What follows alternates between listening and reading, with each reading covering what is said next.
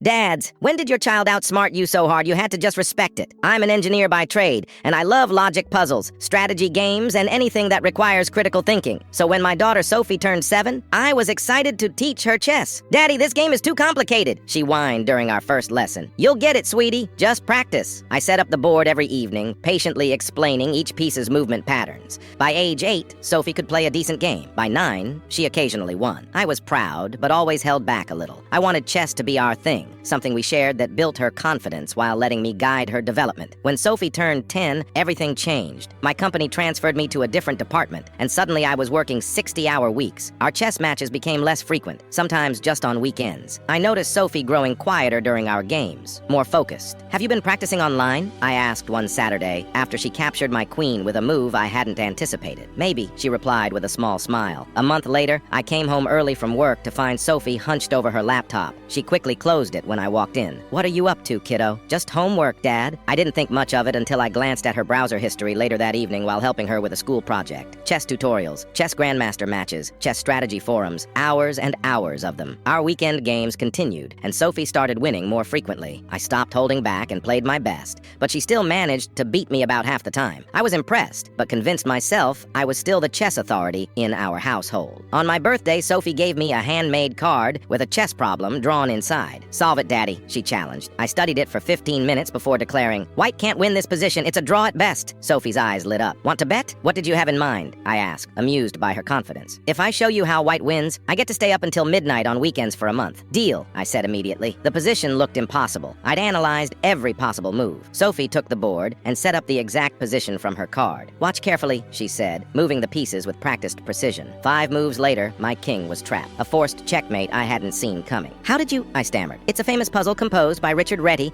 in 1921, she explained casually. "I've been studying chess composition. This one's actually considered medium difficulty." I sat back, genuinely stunned. "How long have you been studying these puzzles?" "About 6 months. When you started working late, I joined the online chess club at school. Our coach says I might qualify for the state junior championship next year." In that moment, I realized my daughter had not only caught up to me, she'd surpassed me entirely, doing it quietly while I wasn't looking. She hadn't bragged or sought validation. She'd simply fallen in love with the game and pursued it with a dedication I hadn't recognized. "Looks like someone's staying up until midnight on weekends," I conceded. Sophie beamed. "Actually, Dad, I don't really care about staying up late. I just wanted to see your face when you realize I got you." I laughed and pulled her into a hug. "Well played, kiddo, in more ways than one." That night, I ordered her a professional chess set and signed us both up for the local chess club.